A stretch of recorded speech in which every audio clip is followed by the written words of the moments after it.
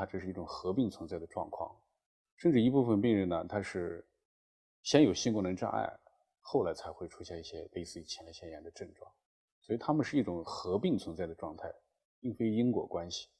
最后一类呢，就是精神心理症状，很多病人呢，就是因为由于前列腺炎这样的一个问题，导致他自己产生巨大的心理压力，给他的个人、给他的家庭都造成一定的负担，大概就这4个方面的症状。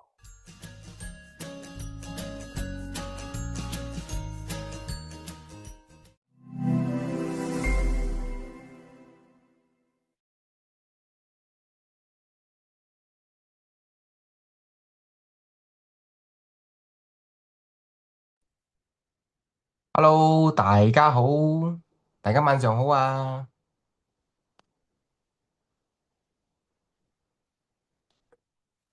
有聽到冇啊？如果有聽到嘅話，喺個公屏上打111。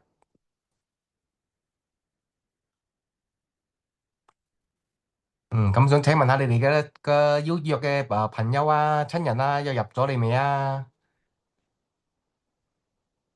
好，咁我哋要開始噶啦喎。OK，咁大家聽到我聲音啦嚇。好，大家晚上好，咁我名叫做 Albert 啊，咁樣咧，我首先簡單介紹下自己嘅故事先。咁樣咧，我背景咧係一個做咗8年嘅餐飲業嘅一個叫做資深啲嘅餐飲行業嘅一個小老闆啦。咁亦都有呢個4年呢個健康教練嘅經驗嘅。咁樣咧，我相信健康係一種選擇嚟嘅，都係一種責任啦。咁我哋可以透過科學呢個方式咁樣嚟去守護我哋嘅最愛嘅屋企人啊，同埋朋友嘅。咁樣咧，我自己首先使用咗呢個點解會接觸到呢個產品咧？係因為自己本身做呢個餐飲業嘛，你知我哋就會比較遇到我哋男性遇到嘅問題就係比較焗悶啦，咁同埋就潮濕一個狀況會導致到我哋好痕癢嘅問題嘅。咁自從有人介紹咗呢個 Meat Banku 俾我之後咧，咁樣咧着咗之後咧就會解決咗呢個問題喎。誒，亦都冇好快乾爽啦，亦都冇咁容易潮濕嘅。咁樣大家又係咪好想了解呢個？誒，呢個 Meat Banku 係一個咩嘢嚟㗎？咁點解唔係女仔着嘅咩？點解男仔都着得嘅咧？冇錯啦，咁我哋今日介紹呢個咧，就係由我哋呢一個資深嘅一個講師嚟同大家分享呢個男性一個關於男性健康嘅問題嘅。咁有請我哋嘅邱良俊，亦都係我哋呢個 Meat Banku 嘅神子嘅經銷商。咁大家喺個公屏上嗰度打上666啊！咁邀請我哋嘅特別講師邱良俊。嗨，哇，多謝晒我哋嘅主持人 Albert，多謝晒你介紹我出嚟啊。OK，大家晚上好啊吓，咁樣大家食飽未啊？跟住就大家聽到我聲冇清晰冇啊？好唔 OK 啊？個聲夠大聲冇啊？OK 啊，個聲夠大聲。如果聽到我把聲，可以俾個3條二我，二，睇下先，哇！好多意義啊，有未先？係啦，聽到我把聲咗啊，OK，good，very good 啦，聽到我把聲就 OK 啦吓，OK，咁樣咧就首先咧，咁我喺度咧就自我介紹一下自己先啦吓，咁我就姓邱啦，叫梁俊，大家或者都可以叫我曉春都 OK 嘅，咁我就簡單介紹下我嘅背景啦，咁我背景咧之前係一名呢個婚禮嘅主持人啦，已經係超過20年嘅呢個經驗啦。咁樣同時亦都係一位超過5年嘅呢個健康體重管理教練，就係因為自己嘅健康嘅意識比較低啊，導致自己嘅健康知自己唔健康啦。咁我透過改變自己嘅飲食習慣，同埋改變自己嘅生活嘅作息，而慢慢咧揾翻自己嘅健康嘅。咁樣過後咧就好順利成為開一位健康嘅體重管理教練啦。咁樣與此同時，我亦都係呢個馬來西亞嘅Meat Banku神子嘅經銷商嘅嚇。咁樣首先非常之感謝我嘅推薦人先啦，我推薦係邊位咧？就呢位啦，非常之感恩我嘅天使啦，佢叫Tracy 啦，佢將咁好嘅呢個產品介紹咗俾我，同埋將呢份咁好嘅呢個搣班嘅事業，同樣佢哋分享咗俾我㗎，非常非常之多謝佢先啦。好啦，嚟到呢時間咧，就係同大家分享今日嘅呢個 topic。仲未分享呢個 topic 之前咧，記得提醒大家喎，做好筆記啦，攞起你哋嘅筆啊，你哋嘅簿啊，做好筆記，因為稍後咧，我哋有一個問答遊戲嘅環節㗎喎。咁我有問答遊戲環節咧，我會以我分享嘅所有內容當中抽出3個問題，抽出3個問題出嚟，作為俾大家去答嘅。如果答啱咗咧，咁就有一個呢個神秘嘅禮物啦。咁呢個神秘禮物係乜嘢咧？我就暫時賣個關子先啦。咁神秘禮物由邊位贊助咧？就係我哋嘅來自中國我哋嘅其中一位嘅搣班嘅董事，亦都係我哋副總裁，亦都係我哋馬來西亞嘅呢個海外事業部嘅負責人，就係我哋嘅戴偉仲。我哋俾啲掌聲戴偉仲先好啊！話去 sponsor 3份嘅呢個神秘禮物嚟回饋俾我哋線上嘅一啲朋友啊。好，非常之多謝晒先啦。咁樣好啦，今日我就唔同大家分享呢個女性嘅痛點啦咁我哋就嚟傾下呢個男性嘅呢個痛點啦。咁我想大家傾下咧，就係而家存在咗一個非常之普遍，亦都係周不時會俾人忽視嘅一個話題嘅，就係我哋男性嘅健康，男人嘅痛點，特別係乜嘢咧？特別就係個前列腺啦。咁樣喺度呢個時間咧，我想讓大家知道、了解、認識咩係前列腺，同樣咧點樣去做好呢個預防，同埋如何去學識主動去管理好自己呢個前列腺呢個健康嘅。OK，所以我哋開始啦好啦，大家有冇聽過掌上明珠通常掌上明珠係形容女性嘅，咁我哋男性都有嘅噃。男性嘅咧就係我哋嘅掌上明寶啦。咁掌上明寶係咩咧？就係我哋首先俾大家簡單嘅了解個基礎嘅問題，就係乜嘢係前列腺？前列腺係乜嘢嚟嘅咧？前列腺就係我哋男人嘅呢個生命線叫做。咁我哋就好似一粒核桃又或者可以提子嚟嗰個培提子嚟形容嘅，佢好似核桃咁大嘅。咁位置喺邊度咧？個位置咧就喺嗰個膀胱下邊。咁膀胱下邊嗰度咧，佢就將會包圍住嗰個尿道其中一部分嘅。咁喺個尿液排出嚟係必經之路咯。所以可以簡單咁樣了解到咧，如果膀胱係一個水庫，咁我哋尿道咧就係一個出水嘅水管啦。咁如果前列腺去經過中間嗰個一個閘口咧，嗰個閘口我哋就係我哋嗰個叫做前列腺啦。如果我哋前列腺唔好，就會決定咗我哋排尿通唔通暢同埋順唔順暢嘅。咁如果係一旦佢出現咗問題嘅話咧，當然啦，第一個反應就係排尿，當然係好唔舒服嘅。所以呢個大家要注意咯。跟住呢個就圖比較細啲，我開個大啲俾大家睇下。OK，呢個睇到呢個就係男性前列腺嘅解剖圖。呢個我右手邊度咧，最頂嘅咧就係叫膀胱咯。膀胱下接係有嗰個輸精管、輸尿管，再落啲有我哋嘅一個前列腺。前列腺最低嗰度就係呢個啦。咁我可以睇到呢個前列腺啦。呢個前列腺咧就喺個尿道嘅關鍵嘅位置嘅。佢係連住嗰個泌尿同埋個生殖嘅兩大嘅系統。如果呢個前列腺出現咗問題嘅話咧，會影響到唔單止係排尿成個牽連成個泌尿嘅生殖系統都會影響到咯。咁再睇下我哋嘅前列腺咧嘅兩大嘅核心嘅功能係乜嘢啦？OK， 我哋核心嘅功能就係重點要記好OK， 呢個咧有兩大嘅核心功能，就係首先第一就係控制到我哋嘅排尿個功能嘅。咁控制我哋呢個排尿個功能咧，就好似頭先我講到咯，就係中間個閘口就好似嗰個 on-off switch 咁樣啦。呢個咧係控制嗰個佢呢個前列腺咧，佢係包住嗰尿道嗰度咧，入邊一個平滑肌可以令到自由收縮放鬆嚟控制嗰個你排尿嗰個開關掣嘅。所以咧，佢要排尿嘅節奏咧就要靠嗰度啦。一旦咧，如果呢個前列腺佢增生或者發炎或者係失靈咗之後咧，咁就會出現排尿比較困難咯。話會成日感覺到好急尿噶啦，會衍生到好多種種嘅問題嘅。OK， 跟住另一個核心嘅功能就係咩咧？就係生殖功能啦。呢個第二個核心功能，生殖功能咧係精子嘅加油站。因為呢個前列腺係咪佢會分泌出嗰個叫做前列腺液體啊，前列腺液體，咁樣佢係佔個男性個精液嘅總量咧係超過30%嘅。咁樣如果前列腺液唔足夠咧，會導致有咩情況發生咧？有啲男性可能會嗰個精液量會減少啊，精子活力下降啊，或者性功能下降，影響生育嘅能力都受影響嘅。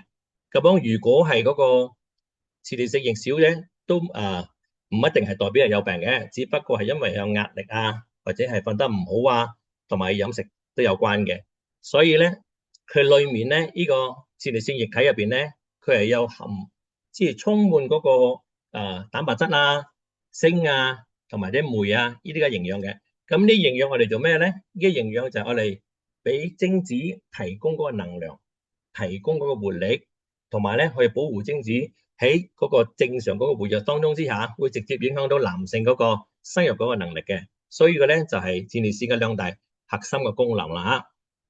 OK， 我哋再睇下一張。嗱 ，OK 呢個前列腺嘅一生，咁前列腺嘅一生咧，通常係由冇事變到多事嘅喎。因為點解咧？因為當你後生嘅時候，當然係冇乜事幹咯，冇事嘛。當你年紀慢慢越嚟越大嘅時候咧，會越嚟越多事噶啦。咁我再睇下先，我哋依家後生嘅時候 ，OK， 後生嘅時候20歲至40歲 ，OK， 20歲至40歲咧，前列腺嘅佢狀態係非常之穩定嘅，因為體積比較細，佢嗰個功能咧就完美無缺啦。當然啦，同樣佢唔會感覺到任何嘅唔舒服啊，係只係一個靜一個沉默嘅器官嘅。咁樣好多人咧後生嘅咧都唔發覺佢有呢個存在嘅，但係當你年紀越嚟越大嘅時候，到咗中年後，即係50歲以上，你隨着年齡嘅增長咧，受到體內嗰個激素嘅變化，咁樣前列腺咧就會進入咗個增生期啦。咁佢增生期就會慢慢會變大咯。呢啲就係中老年人嘅面對緊嘅一個前列腺嘅問題最主要嘅原因咯。咁樣呢度係一個溫馨嘅提示啦，而都係核心提示啦，就係好多人認為前列腺健康出現問題一定係上咗年紀啊、老人家嘅專利，但係唔係㗎，而家都開始慢慢都會有因為點解咧？而家都好多嘅年輕人都會長期坐住啊，飲食比較食得刺激性高啊、辛辣嘅食物啊，佢作息不規律啊，又或者係自己嘅不良嘅生活習慣啊，會慢慢會越嚟越影響到好多年輕人咯。所以咧，呢個係唔係淨係老人家先要有嘅，後生而家慢慢都開始有啦。你發覺到冇？而家好多嗰啲疾病啊，開始慢慢都年輕化啦。包括我哋嘅一個前列腺啦。OK， 咁樣我哋前列腺最常見嘅一個問題咧，就係呢個前列腺炎即係發炎咯，越嚟越年輕化咗啦。所以佢疾病嘅定義咧，就係好多認為年長人先有，而家後生慢慢都會有啦。咁樣前列腺炎，佢係因為前列腺組織入邊咧，佢嘅係發炎發炎開咧，所以咧係因為嗰個細菌感染引起咯。如果佢唔係受到嗰個細菌感染引起嘅咧，佢係可能佢長期坐喺個凳嗰度或者係佢嘅壓力比較大同埋咧佢嘅嗰個作息唔穩定因為長期坐住好多，因為長期坐住打機又或者係佢刷視片夜晚唔瞓覺呢啲種種原因咧，都會導致到有呢個問題咯。跟住高發人群咧，就係佢特別針對性，而家開始年輕化，就係20歲到40歲嘅男性啦。因為咧而家嘅20歲至40歲嘅佢哋嘅生活節奏比較快同埋咧佢哋嘅不良嘅生活習慣，掛鈎捱夜，缺乏運動長期開車，而家越嚟越多咁嘅問題咗啦。所以最常見嘅症狀咧就係，所以男性要留意下自己啦。留意自己咩咧？第一，排尿如果你覺得你排尿嘅時候覺得有啲奇怪有啲異常或者係好急周不時好急尿跟住又好多成日尿頻啊，上好多廁所啊，有時小便嘅時候會痛啊，或者會有灼熱感啊，或者一直排尿嘅時候排唔乾淨啊，呢啲就係其中個最常見嘅問題啦。咁樣可能會導致你下半身冇乜舒服咯，會痛咯。如果係急性發作起嚟咧，身體會發炎咯，會發熱同埋會怕冷嘅，特別可能會全身都會冇力。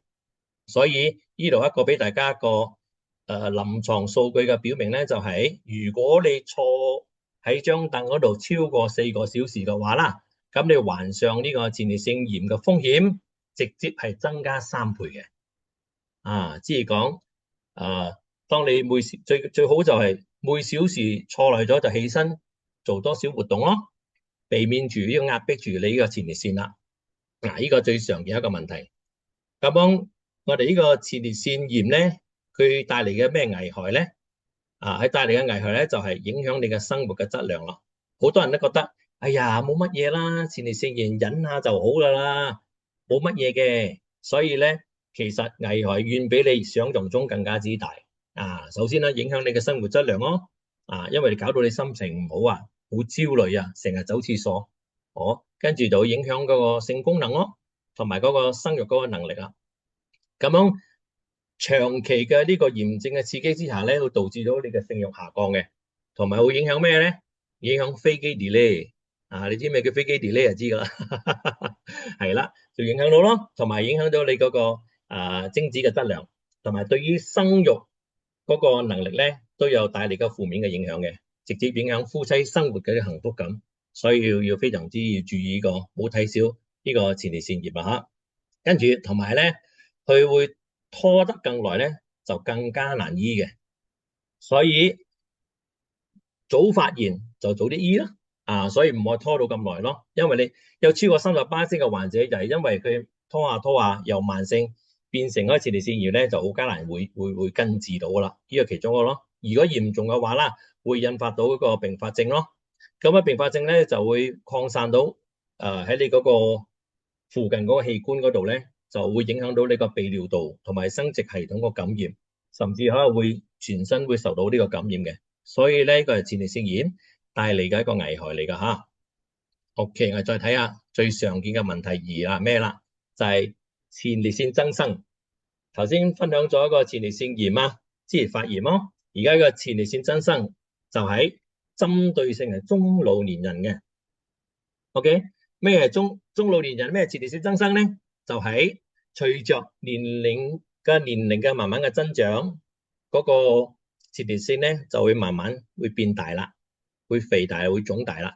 所以咧，因為增生嘅意思係咩咧？就係入邊嘅細胞嘅數量開始增加咗，咁樣導致到呢個前列腺嘅體積慢慢會變大。咁樣佢係屬於一個非常常見嘅一個男性嘅老化嘅現象嚟嘅，所以大家都放心，佢唔係呢個癌症。但係如果係基因受損嘅話，佢異常增生，即係大得好奇怪大得好快嘅話咧，咁就要注意啦。咁有可能會變成一個癌細胞嘅形成咯。所以呢度要注意咯。呢度同埋咧，高風險人群佢嘅發病嘅原因係咩咧？年紀越大嘅咧，佢發病率就越高嘅。主要係因為嘅年紀開始嘅嗰個年紀大咗，個雄激素會變化嘛，會多咗嘛，咁樣會對於個增生嘅前列腺咧就會壓住嗰個尿道啦。咁樣就排尿咧就變得唔係咁通暢咯，會好窄咯。呢個係一個問題咯。咁樣呢度一個數據啦，發病率嘅數據就係講咩咧？50歲以上嘅男性發病率係高達50%嘅。咁樣80歲以上嘅老年人咧，發病率係直接去到83%喎。幾乎呢一半以上嘅中老年人都有呢個前列腺增生嘅呢個問題啦。所以大家千祈唔好忽視呢一個問題OK， 嚟到呢度下一章就係我哋嘅前列腺增生會帶嚟有咩危害咧？其實症狀同危害係咩咧？通常都係小問題變成大問題嘅。咁樣小問題，因為佢由後生嘅時候、早期嘅時候，冇去留意去，冇去發覺去嘛，所以咧佢慢慢演變成一個大問題啫，就變成咁個一個非常危險嘅危害咯。咁樣早期排尿嘅習慣咧，你可以發覺到開始改變。如果你覺得表現係覺得成日比較好快急尿啊，夜尿特別多啊，通常正常夜晚瞓覺啦，可能一日夜晚瞓覺有一次，又或者冇嘅。咁你如果夜晚上廁所超過2次、3次都好，呢啲就係一個改變咯，所以要注意啦。同埋咧，你嘅尿線會變細，或者你係屙尿嘅時候冇力，呢啲就衰老嘅正常嘅表現嚟㗎啦。呢個係早期咯。咁如果係晚期咧，佢嚴重嘅一個併發症就係可能你小唔到便，排尿唔出，排尿中斷，所以有一種感覺就係好似好急尿嘅，但係屙嚟屙去屙唔晒嘅。呢個情況咧就會一個比較嚴重啲，就係晚期嗰度啦。跟住咁樣，另外一個比較嚴重啲危害咧，就係拖出嚟嘅併發症啦。咁樣拖出嚟嘅併發症係咩咧？就係會損害到你嘅嗰個膀胱嘅功能啊！損害到個膀胱嘅功能咧，如果你長期排尿唔乾淨嘅話啦，咁佢膀胱嘅肌肉一直喺度有負擔咯，負擔嘅工作，所以導致到個肌肉慢慢會變肥厚啊，收縮力會變差啊。咁你膀胱嘅功能咧，會直接慢慢會變衰退嘅。咁樣導致都會其他原因就會肺嗰個腎積水啊，因為膀胱高壓嘅尿啊，你排唔出嘛，佢逆流而上咧，衝翻上你嘅腎臟嗰度嘅，咁會造成到嗰個腎積水啦。咁嚴重嘅話咧，可能會傷到你嘅腎嘅功能，甚至嗰個腎衰竭，所以呢個非常之嚴重一個危害嘅。另外咧就會引發起一啲感染咯，因為膀胱內嘅所有嘅尿液嘅殘渣排唔出嘛，所以可以好容易滋生嗰個細菌嘅繁殖嘅，所以反反复复會導致你嘅尿道發炎啦，越嚟越難受咯。最後一點咧就係會增加到你嘅心腦血管嘅風險啊。點解會增加到心腦血管嘅風險咧？就係當一啲老人家夜尿比較多啊，瞓又瞓唔好，喺1個小時瞓落去就要上廁所咯，瞓落去冇幾多又要上廁所，再瞓落去又再上廁所，咁樣增加到咩啊？佢瞓唔好咧，好多老年人咧都會導致到嗰個血壓比較高嘅，所以咧會增加到老年人嘅血壓高咯，高血壓就會演變成一個中風突發嘅風險啦。所以咧千祈唔好由細問題拖成呢個大問題啦吓。好啦，嚟到呢度分享到大家呢度，大家應該都 O 唔 OK 啊？清唔清晰啊？清晰俾個6嚟睇下。咁我而家要舒緩下大家嘅一個心情啦。我哋就嚟玩個遊戲先，好唔好啊？OK， 我睇下個 chat room 先。去玩遊戲嘅俾個5，俾個55嚟，俾個55。哇，真係好多5啊。OK， 嗱，而家我將會發問一個問題。頭先我早嗰輪我有分享咗啦，我會根據我自己嘅內容抽出嘅問題嚟俾大家答嘅。OK， 如果你答中咗，你就有呢個禮物啦。OK， 咁我哋點樣玩呢個遊戲咧？當我發問咗一個問題之後，陣間個屏幕嗰度會走出嚟嘅。OK， 大家如果係知道咧，因為好多都好快答出個答案嘛，我哋為咗公平起見咧，最緊要大家就係你喺答案之前先講你嘅名。比如咁講 Albert，OK， 我聽到 Albert 嘅話，Albert 答咁嘅意思啦。咁當然啦，呢個主持人我哋交翻俾佢哋嗰啲fans 玩啦吓，呢個係心啦。OK， 明白啊 ？OK， 明白嘅話，咁我就問呢個問題咯。頭先有做好筆記嘅朋友咧，你哋就準備啦，開咪講自己嘅名先啦。OK， 嚟啦，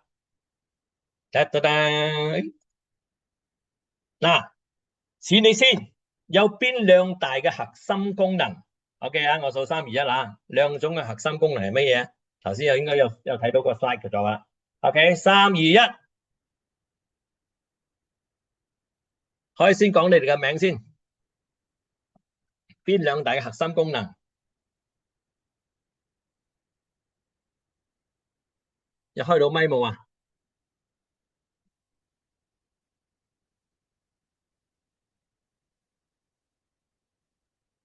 有人咁快打出嚟咗啊？OK， 打落 chat room 咗好。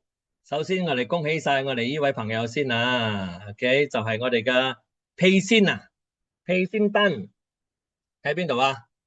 屁仙丹有冇啊？開唔開個咪講一講嘢冇啊？因為我睇到個 chat room 呢度係屁仙丹屁仙係嘛？有唔有啊？OK 唔緊要，有冇？喂，OK 嗱，OK，首先恭喜我哋丹屁先啦吓。OK，陣間咧我哋嘅 Albert 咧就會輸入嗰個我哋嘅 Party 嘅電話號碼，跟住你 screenshot 出嚟，咁你就可以獲得呢個禮物噶啦，聯絡我哋嘅 Party 啊吓。OK，嗱就係我哋嘅控制排尿功能同埋我哋嘅生殖功能啊，恭喜晒我哋嘅屁先。呢度屁先最快答噶啦，我咪開唔到啊！係啊，要將佢哋開唔到噶吓，你要幫佢哋開。係啊，你先啊，我係邊度開啊？你先啊 ，sorry 啊，我係因為呢個我少操作呢個，佢係喺邊度開咪噶 ？sorry。邊個要開咪咧，就邀請 Albert 幫佢開啦。哦，OK，得，恭喜晒我哋屁先啦 ，OK，好啦，嚟到嘅時間，我哋繼續翻嚟上課啦，讀書。OK，好啦，咁樣咧，頭先我發問咗個問題啦，仲有兩個問題，我哋就留翻後邊啦吓，好嗎？好啦，玩完遊戲，我哋繼續翻嚟呢度，了解更多呢個知識啦。OK，咁樣傷害到前列腺咧，你係會佔咗幾多條啦？呢度就俾你睇下啦吓。OK，嗱呢度有6個嘅 ，OK 就包括有呢度我同大家整理開6大傷害到呢個前列腺嘅呢個黑名單啊，我哋講。OK，第一就係習慣性飲料，習慣性飲料，因為你食飲料嘛，細菌逆行咯，會感染咯。OK，跟住第二係咩咧？中意食嗰啲刺激性嘅食物，或者中意飲酒啊，愛食辛辣嘅嘢啊，酒精同辛辣嘅食物咧，會導致到嗰個前列腺嘅血管咧快速咁樣擴張嘅。OK，會立即令到嗰個充血嘅水腫咯，刺激特別大咯。OK，第三，飲水太少啦。而家發覺到好多時下嘅好多嘅人群啊，通常係飲唔夠水嘅。如果飲水唔夠咧，都無法通過你嘅尿液去沖洗嗰個尿道啊，去代謝所有嘅廢物噶。OK，第四就係呢個壓力同埋呢個捱夜咯。長期捱夜都係唔好咯。因為你嘅免疫力慢慢會拉低你嘅免疫力嘅，可以俾到個細菌入侵嘅機會咯。OK，第五就係要。如果你唔注意保暖嘅話咧，因為個前列腺咧對溫度好敏感嘅，所以冷嘅時候咧會引起嗰個盆骨同埋個尿道嗰個肌肉收縮，會導致到嗰個排尿嗰個困難嘅，所以注意咯。或者係性生活不規律，無論係過度操縱慾或者係長期禁慾都好，都會打破呢個前列腺嘅生理嗰個平衡嘅。所以咧適可而止就 OK 啦嚇。呢個就係傷害到前列腺嘅呢度啦。OK，next，咁我要點樣去保護好咧？保護好我哋前列腺咧，第一，首先就係要調整自己嘅生活嘅方式，俾個前列腺鬆綁。大家咧做開我哋嗰個傷害前列腺嘅習慣啦，咁我哋而家要快學識點樣去保護我哋前列腺啦。首先，拒絕錯來嘅定時活動。咁樣當你每坐40分鐘至60分鐘嘅時間咧，就要起身走動一下啦，拉伸或者係掂下腳深蹲3到5分鐘咧，將你嗰個放鬆你個盆底嘅肌肉俾前列腺減壓咯。OK， 第二點咧就係當然啦，多飲水啦，冇飲料咯，每日可以飲到1.5 litre或者至2個 litre係最好嘅，甚至2.5、3個 litre都 OK 嘅，因為俾多啲水量俾排尿咯。OK， 跟住第三，注意保暖咯，唔好令到下半身受涼咯，因為腰部腹部臀部嗰個雙腳都會受到保暖嘅，尤其是嗰啲叫咩嗰啲雲石凳特別冷嗰啲坐落去咧或者地面都會令到你嗰個前列腺受涼到嘅。OK，都要注意咯。同樣咧要規律咁樣作息咯，要可以嘅話11點前入睡係最好啦。每日瞓到7至8個小時，就俾到身體嗰個平衡點，提升身體嘅免疫，增強嗰個抗病嘅能力咯。嗱，呢個咧就可以慢慢減少嗰個前列腺病嘅發生啦。呢個就係保護其中前列腺嘅之一啦。OK， 嚟到第二，點樣去保護咧？我哋靠飲食啦。OK， 飲食呢度就係保護我哋嘅呢個前列腺嘅核心二咧，就係健康嘅飲食，食啱嘅食物咧就事半功倍啦。OK， 咩係特別推薦嘅咧？嗱，呢度大家推薦嘅護腺嘅食物咧，要番茄紅素咯。番茄紅素入邊有咩？熟嘅番茄啊，或者我哋嗰個西瓜油啊，西瓜同埋我哋葡萄柚啊，因為呢啲特別都有高抗氧化嘅，保護前列腺嘅細胞，又或者係可以食比較豐富啲嘅礦物質 zinc 嗰個鋅叫做 zinc 啦。其實鋅嘅元素咧有南瓜子入邊有咯，生蠔啊、瘦肉咯，或者係嗰啲 nuts 咯、堅果嗰啲都係增強到嗰個免疫力，維持嗰個腺體嘅功能嘅。OK， 同樣可以食多啲 omega 3。omega 3包括三文魚啊，或者深海魚油嗰啲食 omega 3咧，最緊要都係食深海魚油比較好啲，比較純正啲。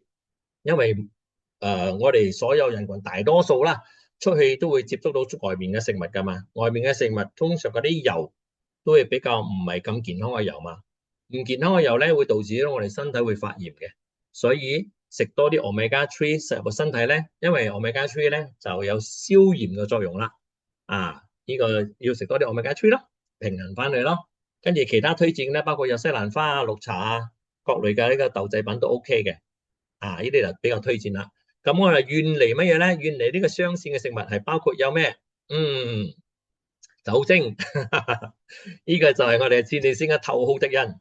咁當然啦，如果你本身有前列腺炎、有前列腺增生嘅時候，盡量就避免酒精啦，咁樣我哋少酌兩杯都 OK 嘅。同埋咧就減少嗰個盡量減少嗰個辛辣嘅刺激，例如火鍋麻辣香鍋燒烤所有等等嘅食物都會刺激到個尿道嘅喎，尿道嘅刺同埋個腺體喎。大家有冇發覺到你食得比較辣嘅時候啦，上廁所排尿嘅時候係咪覺得好似有多少熱熱地嘅灼熱感就係因為呢個原因啦。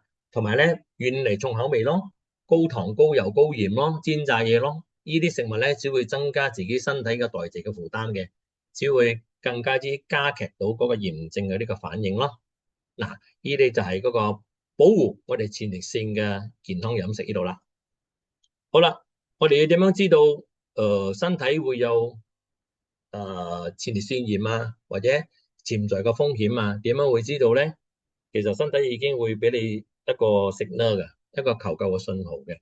咁樣大家嚟了解下，我哋點樣去發覺到呢個求救信號係點樣嘅咧？第一，當你排尿嘅時候開始成日有尿急啦，或者會屙尿會痛啦，或者你嘅排尿嘅顏色有啲唔同或者有血尿或者有明顯嘅好大陣嘅異味嘅嗰啲就係signal嚟噶啦。OK， 第二咧，如果你夜尿比較多咯，頭先我講過咯，冇超過2次咯，超過2次3次咧就要慢慢去正視呢個問題啦。OK， 跟住仲有咧，你排尿困難咧，疼痛不適嘅時候咧，就係因為你嘅尿腺嗰個比較細咗OK， 你嗰個尿流嗰啲比較弱啲，所以排尿唔係咁通暢，會導致你腹部會痛嘅。呢啲咧就一個同樣一個signal嚟噶啦。咁我哋要破除呢個認知嘅誤區咧，因為你覺得有咁嘅signal開啦，好多人都冇乜好意思去睇醫生忍下啦，忍下就 OK 咗或者係我自己買啲藥食下就 OK 咗噶咯。其實冇咁樣做因為可能呢啲前列腺緊少少嘅問題，你唔會處理好嘅話咧，會變成大問題啦。因為覺得好多人覺得怕醜唔好意思其實呢個唔係一個羞恥一個疾病嚟嘅，而一個成年嘅男性嘅常見嘅健康問題，及早發現、及早診斷、及早治療。OK， 我哋防止由小問題變成大問題。呢個就係一個最好嘅健康嘅策略嚟噶啦OK， 再繼續睇，我哋點樣去檢查到我哋嘅前列腺健唔健康點樣去做呢個檢查咧？首先呢度有建議俾大家啦，大家可以去男性有一個可以建議就係前列腺特異性抗原，就係 PSA 檢測抽血嘅。呢個通過抽血就可以查到前列腺炎又或者係前列腺癌嘅重要嘅指標嘅。咁如果係嗰個驗埋嗰個前列腺癌嘅話咧，正常嘅參考值通常係0至4之間嘅。如果個數值超出咗有異常嘅話咧，或者會多嘅話咧，咁要進一步要檢查啦。咁樣第二就有一個直腸嘅檢驗啦 ，DRE 啦，或者係一個前列腺嘅一個 ultrasound 超聲波啦，都係 OK 嘅。咁我呢度一個建議啦，就係50歲以上嘅男性咧，可以嘅話咧，就每一年進行一次呢個 PSA 檢查啦。如果係家族有呢個病例嘅話咧，或者係其他嘅因素去導致到高危嘅因素咧，建議將50歲檢驗嘅咧降到45歲啦。45歲做啲血檢驗就最好啦，因為早發現早治療咯。呢個記得呢個嘅 PSA 嘅檢查，抽血檢查啦。所以呢個就係俾大家知道了解嘅。OK， 嚟到呢度點樣去守護我哋嘅前列腺嘅6大法則？離不開乜嘢咧 ？OK， 離不開就當然啦，唔愛錯來咯，定時起身做下少少嘅活動嘅，或者唔愛飲料同埋咧多啲飲水，食啲少刺激，遠離嗰啲煙酒辛辣嘅食物OK， 降低前列腺嘅衝裂風險咯，同埋要保暖咯，同埋要瞓好覺啦。當你瞓好覺咧，身體有高個免疫，當你免疫系統越嚟高嘅時候咧，可以對呢個病原呢個抗體啦OK， 除咗之外，守護我哋前列腺6大法則之餘咧，我哋都仲有一個咧，就係咩咧？噠噠啦！哎呀，呢個勁呢個就係守護我哋前列腺嘅最佳伴侶，就係佢哋嘅 Mid-Band for Men 男士遠紅外護腺內褲剛才咧同大家講開日常一個點樣去養護前列腺嘅方法啦，接落嚟咧同大家帶嚟一款嘅就係我哋男士打造嘅Mid-Band男士遠紅外護腺內褲。呢個咧就係當你融入開你日常嘅穿着之後咧，可以保護到你哋嘅前列腺嘅。咁當然啦，前列腺嚟講，好多都係之前嗰個遠紅外嘅技術啦，係專係偏向喺女性嗰度嘛，我哋嘅Mid-Band嗰度。但係而家我哋嘅男性咧都受惠嘅喎。我哋男性都係受惠咧，所以而家係帶俾到我哋所有男性咧享受到一個健康嘅呵護噶啦。OK， 咁呢度再俾大家探索一下關於到我哋呢個男性嘅。咁我喺中國嘅數據啦，全球咧就大概有1半嘅男性咧都係離不開、逃不過呢個前列腺病嘅困擾啦。我哋再睇再分析下俾大家睇呢樣嘢。呢個就係前列腺發炎，通常喺50歲以下嘅中青年，佢嘅發病率咧係6%至32.9%，即係講最高入邊嘅 percentage 嚟講咧，最高3個人裏面咧就有1個啦。OK， 呢個係前列腺炎。如果前列腺增生嘅話咧，喺50歲以上嘅中老年人咧，50%一半以上發病率超過50%咯。咁如果係80歲以上嘅老年人咧，係高達90%咯，相當之高噶。如果係嗰個前列腺癌症嘅話咧，80歲以上嘅老年人咧，呢度一個數據嘅發病率就係每當10萬人入邊有10個案例，10萬就有10個啦。所以大家要真係好認真咁樣去專注緊呢樣嘢咯，剛才都有睇到啦，前列腺危害啲有尿頻引發不育性功能障礙呢啲我就唔講啦OK， 呢度咧幾個原因引致有前列腺疾病嘅咧，就係錯來咗咯，充血腫脹咯，同埋你嘅私處嗰度發炎咯，會引發到咯，又或者內褲潮濕即係冇換到好似出大汗冇換到跟住令到個細菌感染細菌滋生尿道感染呢啲都係其中一個引發到前列腺嘅問題嘅。OK， 跟住我哋預防最有效嘅方式咧就係乜嘢咧？就係活血益菌護腺OK， 咁我俾大家睇下呢個啦，呢個咧就係我哋嘅Mid-Band男士遠紅外養腺科技OK， 大家知唔知道咩係遠紅外線咁遠紅外線咧，佢就係英文就係 far infrared 咯，係即係太陽嘅光同埋嗰個熱能中嘅一種睇唔見嘅光啊，就屬於好似一個電磁波咁一種咯。佢係即係簡單理解嚟講，佢唔似嗰啲紫外線嘅，因為紫外線咧會曬傷皮膚嘅。咁樣呢個遠紅外線咧，佢係一種唔會曬傷皮膚，佢甚至可以俾身體吸收嘅喎。俾身體吸收咧，佢會產生嗰個溫熱嘅效果咯。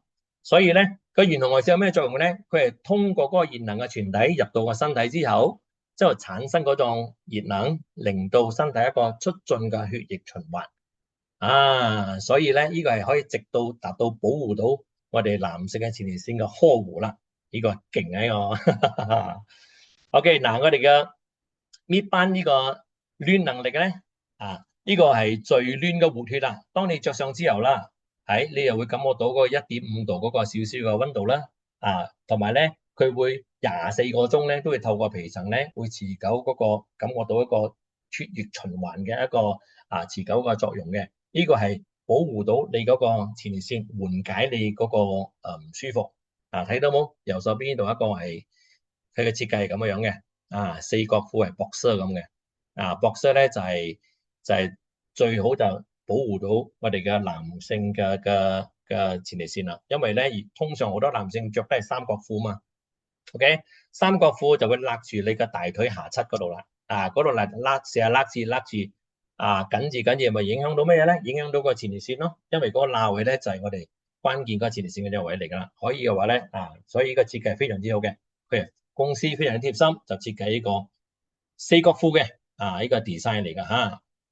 OK， 再嚟睇下。OK， 呢個咧就係我哋嘅搣班，我哋嘅男性嘅5大亮點啊！哇！呢個係咩5大亮點咧？佢有抗菌率超過99%，我哋嘅獨家生物，即係呢個控制呢個異味嘅技術啦，同埋咧解決呢個潮濕嘅問題，同埋呢個弧線高腰嘅設計，同埋呢個係 NAMI 去膚嘅技術，呢個就係我哋嘅男人嘅呢個5大嘅亮點啦。仲要嘢講5大亮點啊！OK， 我哋再睇下一張。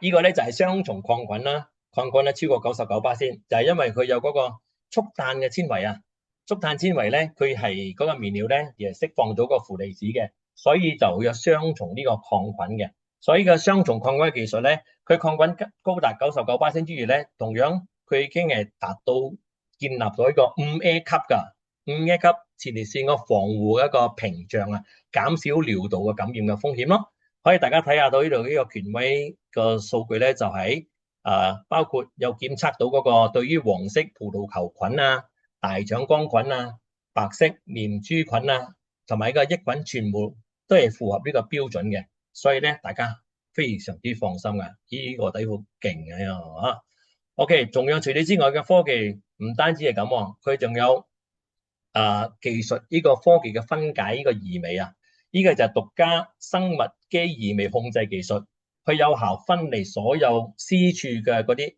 異味嘅分子咯，時時刻保持嗰個清爽，嗰個清新嗰個味道，即唔會有嗰隻味道啦。比如咁講一啲即係流汗量比較多嘅男性或者做運動或者一早去做比較辛苦啲嘅工或者建築工人佢嗰條底褲一早，而家普通底褲一早着到出到夜晚放工嘅話，翻到嚟嘅時候，哇，緊要啦嗰種味道啦。所以咧，如果你着住搣班褲咧，佢就唔會有個問題咯。所以大家可以不妨考慮下呢樣嘢啦，所以了解更深入嘅。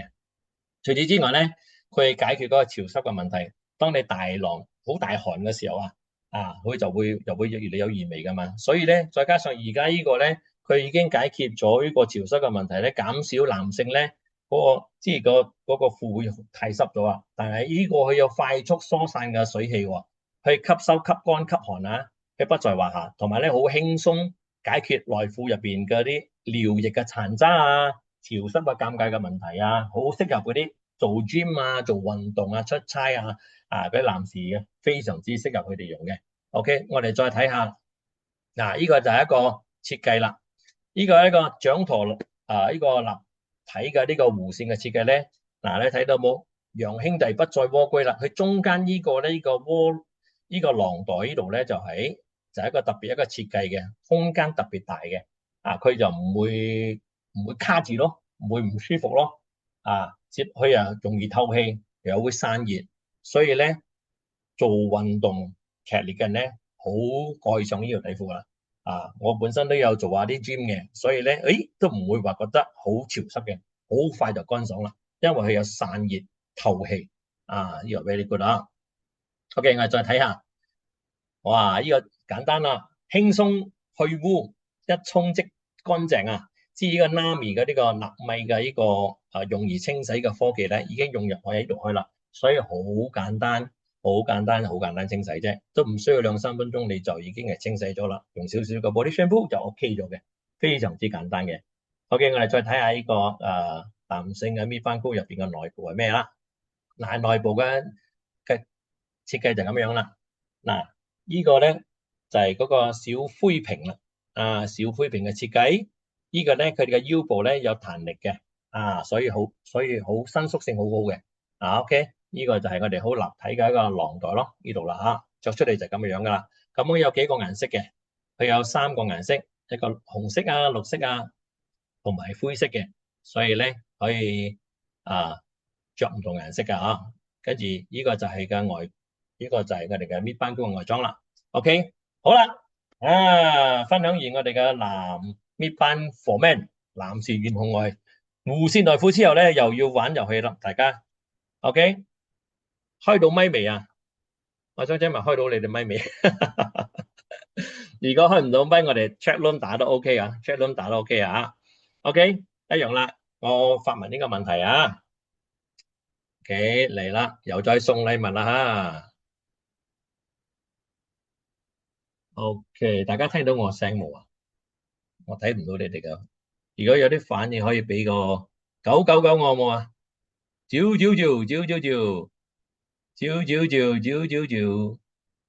我聽到嘅聽到就 OK 啦。準備啊，朋友。OK， 頭先我講 slide 嘅時候咧，都俾 signal 咗大家噶啦。OK， 所以而家就嚟個問題嚟啦噃。好，嚟，我哋嘅搣番男士遠紅外護線內褲5大亮點係乜嘢？快！你講2種就得啦。我算你講2種當你贏啦。OK，chat room 打出嚟。chat room 打出嚟。快啲！好緊張啊！呢個神秘禮物嚟噶，我哋嘅Darwin仲特別 sponsor 出嚟噶吓。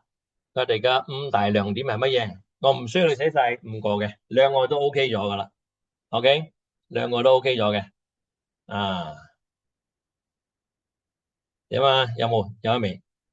有咗啦喎。OK， 我睇下先，最快係邊個先？恭喜晒我哋嘅惠儀啊，係咪啊？廉惠儀啊，哇，啱啦。佢嘅答案就係呢個5大亮點啦，抗菌率99%，獨家生物基礎杜味控制技術嘅，啱嘅，耶！睇下先，哇，真係好快手啊，佢哋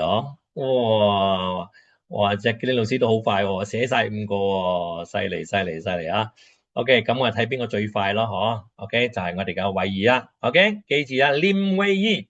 OK， 廉惠儀答啱咗噶吓。OK， 好啦，咁嚟到呢個時間咧 ，OK， 我哋當然啦，我哋講到呢個搣番男士遠紅外護線內褲咁好啦，咁樣我有想請到一位嘅朋友咧，就係上嚟同大家分享下啦。OK， 而家就係一個見證，一個分享嘅，就係我想請到我哋嘅阿 Nick 阿明哥，係阿明哥，係可以幫阿明哥開到咪冇啊？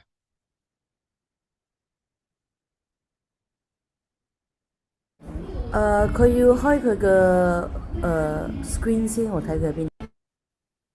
開 screen 先啊，係阿明哥，你可唔可以開你嘅鏡頭啊？明哥，你揮下揮手俾我知道你喺邊度。喺邊度啊你？ OK，有請阿明哥呢個。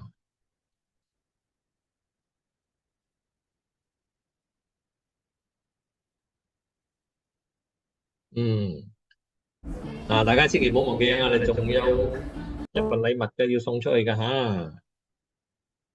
開到未啊？明哥喺邊度啊？阿明哥，有唔有明哥？Christine 有開到冇啊？或者我 stop share 先好冇啊？啊 ？OK， 我 stop share 先啊。OK， 睇到冇？首先睇唔到明哥啦。黃Christine係明哥。黃 Christine 係啦，黃 Christine 係啦。係黃 Christine 嗰度嘅，開到咪冇啊？你要撳啊，unmute 啊，你要撳 unmute 啊。unmute 嗰度撳咪啊，有啦，華威。明哥。Hello，係。OK，你行遠多少又有回音，你開住部架機啊。OK，阿明哥，可唔可以自我介紹一下你自己啊？聽唔清楚？係聽到回音。Candy 老師，你可以閂咪機先冇？你嘅咪度。OK，好，你講啊，明哥。係，我係叫阿明，都可以叫我阿 Nick。我都係純職經銷商。我本身係一個生意人啦，做寵物飼料啦。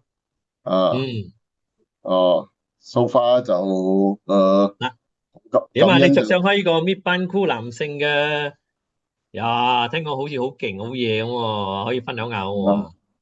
非常之好。本人就前列腺嘅問題就好健康，係只係一個好奇怪嘅問題，就係有痔瘡仔。着咗一段時間，為期差唔多3個月左右，先發覺，粒痔瘡仔唔見咗，係我本人嘅效應出嚟啦。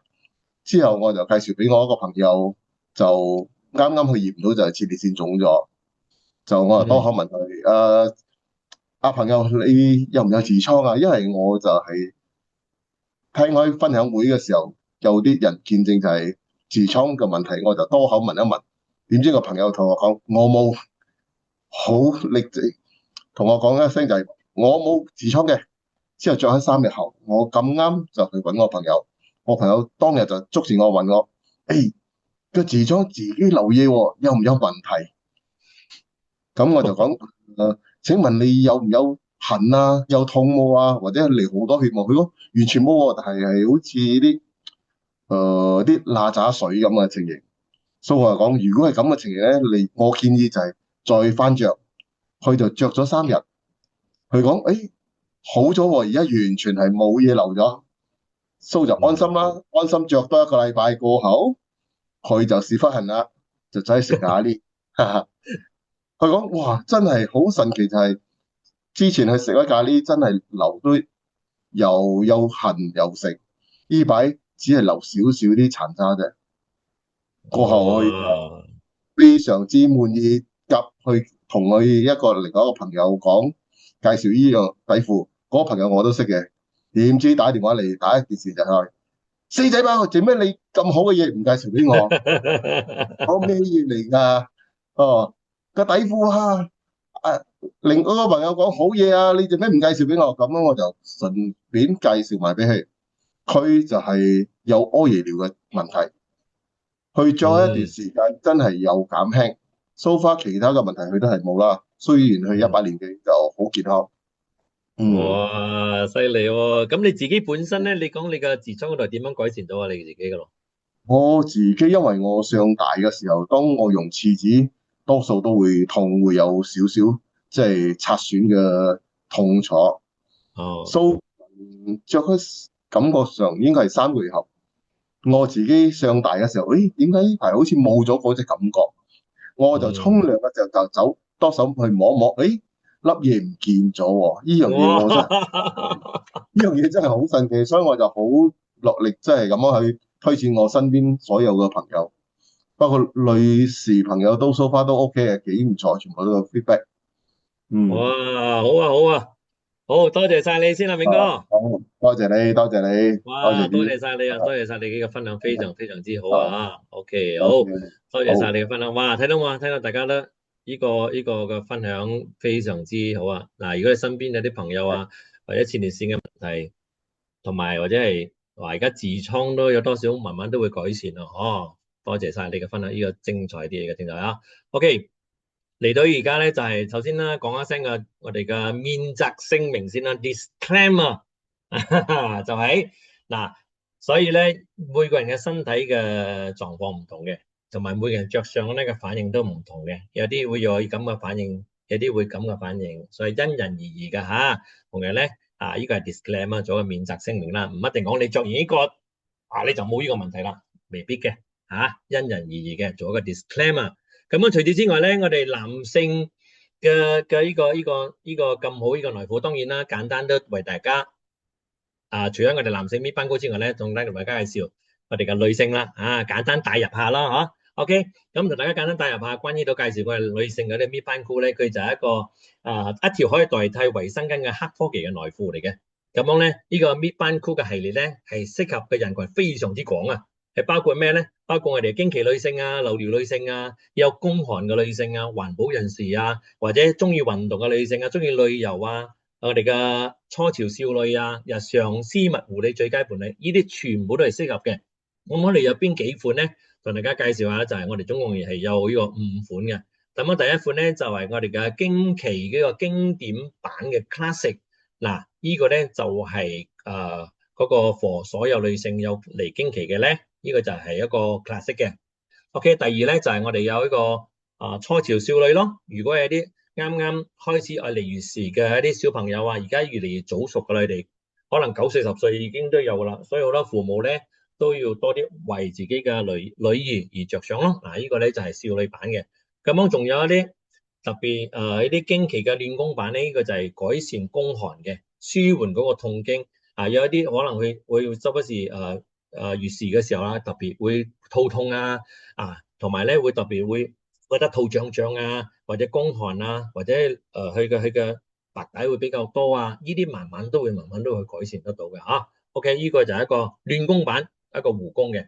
咁樣仲有其餘嘅2款嘅咧，就包括我哋嘅 Air 同埋 Air Plus 咯。呢個係日常版嚟嘅，一個低腰，一個高腰啦。呢個日常版一定講我冇月事嚟咗喎，我停咗喎。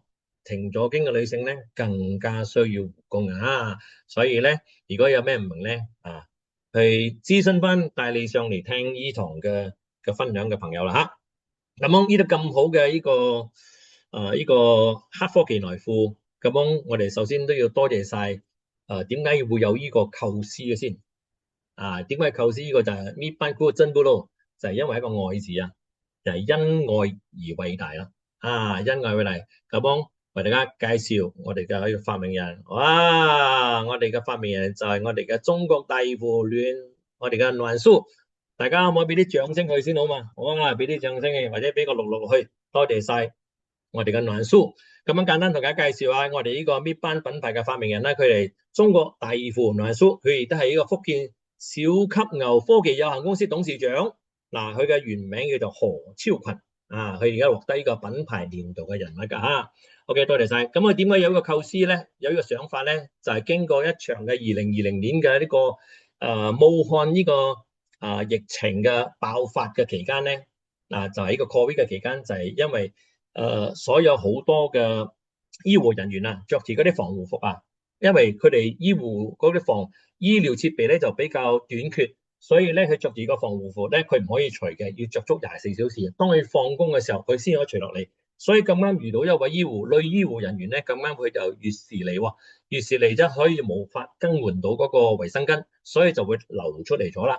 咁樣流出嚟咗就俾一個記者影到張相，就擺上咗呢個社交媒體，咁就俾我哋嘅暖叔，我哋暖叔睇到咗啦。佢睇到之後咧，佢就好心痛啦，好心噏啦。咁佢就點解會因為女性經期係一個好偉大嘅嚟嘛，係傳宗接代嗰樣嘢嚟嘛，點解會會令到啲女性咁尷尬，咁偉大嘅嘢令到啲女性咁尷尬咧？所以咧，佢就好想研發一種出嚟，因為本身咧我哋嘅蘭叔佢都係從事20年嘅呢個內衣行業嘅經驗㗎嚇，所以咧佢就睇到咁嘅情況之下咧，佢就好想去研究一款可以代替衛生巾嘅底褲啦，所以佢精心咁樣喺佢自己工作室嗰度咧，佢慢慢研究，佢突然間睇到佢嘅工作室入邊後邊有一個睇有冇一個小灰瓶，呢個小灰瓶就係設計嘅靈感嘅來源啦。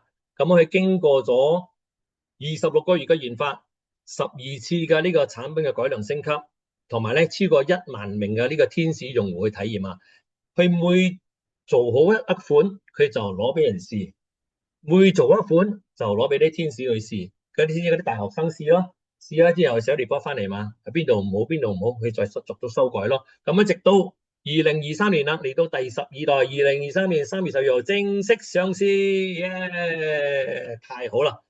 就成功推出咗呢個 Meet Ban Cool 為女性帶嚟個解決呢個困擾啦嚇。咁樣當然啦，我哋嘅蘭叔佢哋唔單止自己係研究之餘咧，發明呢個底褲之餘咧，佢都有其他嘅合作夥伴喎，就係包括呢個技術嘅合作夥伴咧，係美國啊、日本啊、德國啊同埋瑞士啊，呢啲全部都係頂尖嘅一流嘅研發團隊一齊嚟傾力去研發出嚟嘅。咁樣期間當中咧，佢都獲得咗呢個企業品牌嘅榮譽啦，佢都獲得到呢個法國嘅設計大獎啊、德國嘅 IF 設計大獎啊，同埋好多可持續創新嘅新產品嘅卓越設計獎都有嘅。除此之外，都仲會有獲得嗰個好多國家嘅一個專利嘅。咁國家專利包括有咩專利咧？佢哋仲有呢度超過20多種啊！哇，數都數唔清啦。我聽講而家都開始陸續都仲有好多嘅專利不停咁樣湧住嚟啦，可能到時會更加之多噶嚇，所以非常之恭喜晒我哋嘅蘭叔啊！ OK， 咁樣嚟到我哋嘅本身，我哋嘅呢個品牌嘅簡介咧，就係我哋首先個品牌名叫做 Meet Ban 啦。咁當然我哋品牌嘅願景咧，就係成為全球女性生理呵護領軍嘅企業。咁佢嘅使命係乜嘢咧？就係讓天下女性擺脫經期嘅困擾。咁樣我哋嘅口號就係 Meet Ban Cool 真不嬲，品牌文化就係因愛偉大，因愛偉大啊。OK， 再帶大家睇下呢個我哋嘅總部啊。呢個咧就係我哋公司嘅總部啦，就係喺個福建泉州嘅呢個公司，就福建小級牛科技有限公司啊。呢個就係我哋嘅總部啦。咁個總部當中咧，佢都去有做嗰度好多嘅專注喺個私密健康嘅紡織科技嘅研發嘅，包括生產品牌嘅營運等等嘅。OK， 跟住呢個就係總部啦。咁樣都好開心啦，好高興咧，就係我哋嘅大偉總將呢個品牌咧成為我哋中國以外第一個海外嘅市場，就係嚟到我哋馬來西亞第一站就嚟到我哋馬來西亞啦。哇！多謝公司，多謝蘭叔，多謝我哋嘅大偉總啊！呢個咧就係位於個 KL 嘅 Plaza Arcadia 嘅。OK， 大家都如果係附近嘅住 KL 嘅朋友咧，都可以上去公司睇下我哋嘅馬來西亞總部都係 OK 噶嚇。好啦，嚟到呢個時間，我哋係咪仲有一個遊戲未玩啊？仲有一個問題last 問題啦，呢個神秘禮物要送埋出去啦。OK，頭先大家有聽到我分享晒所有嘢啦嚇。OK， 嚟到最後一個問題啊，我睇下 chat room 先，大家邊個想要呢個禮物啊？想要嘅俾個888嚟睇下，888，耶，唔夠多喎，好似888，哎呀，全部都想要啊，我都想要啊，哇，勁啊，好啊，888啦，好，問題嚟啦，我都緊張啊，唔係淨係你緊張。OK， 呢個咧好多人咧都誤解咗。亦都可能會忽略咗，我會即將會問呢個問題嘅。OK，個問題就係咩咧？得啦，準備啊，準備打字啊。OK， 嚟啦。請問福建小級牛科技董事長，我哋都係Meet Ban Cool發明嘅原名叫咩名？3、2、1，開始，快！原名，中文名，原名，中文名。中文名嘅原名啊，原名，中文名原名。哇！耶！恭喜晒，恭喜晒我哋嘅有啦，我哋嘅阿 Grace 啊，Jacqueline 老師，你都打啱咗，但係個字錯咗啊！我哋嘅叫何朝群，係呢個何朝群呀！恭喜晒 Grace 啤，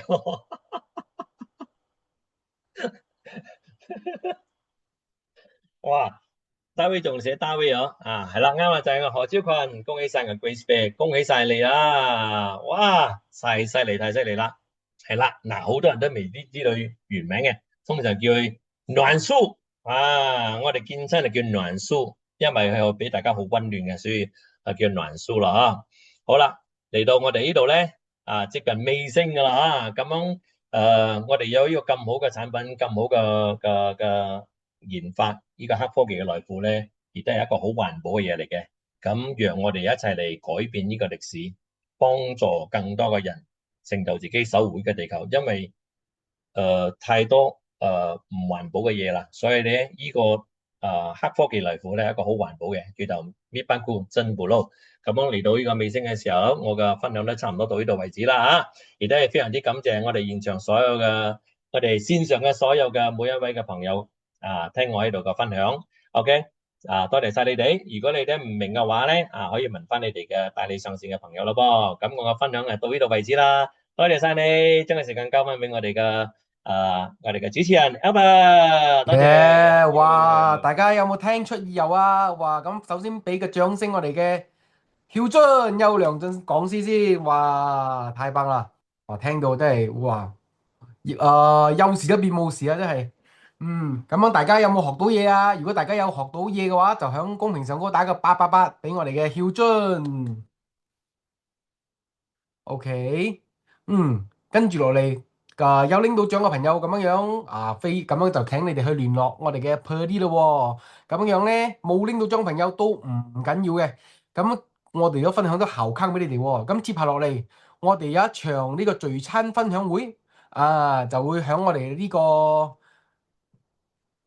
6月28號，唔係我哋嘅5月28號星期四6點半啦。咁樣就響呢個巴生嘅御善樓大酒家呢度會有呢一場嘅讓愛傳出去，從自己開始呢個聚餐會嘅。咁樣咧，我哋有請到我哋呢個搣班菇榮譽導師咁樣咧個 Perdy 就係大家領獎呢位啦。Perdy 咁樣又響嗰度同大家做一個分享嘅。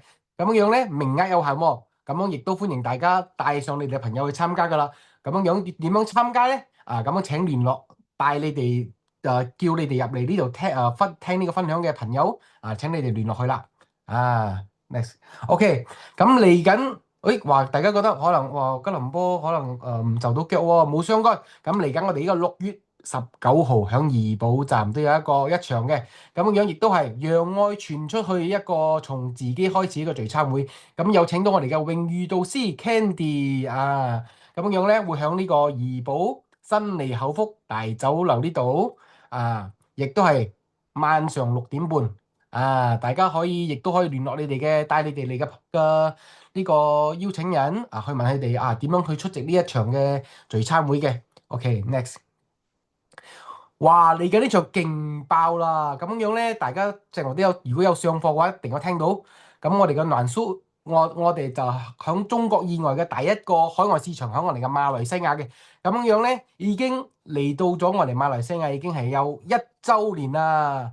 咁樣因愛偉大，由心出發。咁樣咧，我哋呢個2006年呢個搣班愛與守護呢個願景發佈盛會就會喺呢個8月16號5點半，亦都係星期日嚟嘅。咁喺到我哋嘅皇悅海大禮堂嘅即係喺我哋嘅旗下皇悅海大禮堂嗰度有舉辦呢一場1週年呢個搣班菇1週年呢個盛會嘅。咁樣咧，請大家可以聯絡帶你哋參加呢個分享會嘅朋友，問佢哋叫點樣參加因為我哋有邀請到我哋嘅阮叔嚟到呢個發佈會度同大家做一個見面分享大家可以揾我哋嘅阮叔影下相握下手仔啊咁樣啊，咁樣咧服裝呢度咧就係一個着優雅啦，即係着企理男性着西裝打呔，冇戴黑超嚇。跟住女性咧就要着優雅禮服啦。OK，咁樣希望喺呢個8月16號同大家再見嘅喎。OK，next，咁樣我分享到此為止。咁樣大家可以期待下一場我哋呢個一個咁有意義都咁學到知識嘅一個分享會喎。咁樣晚上再見啦。咁大家早啲休息，拜拜。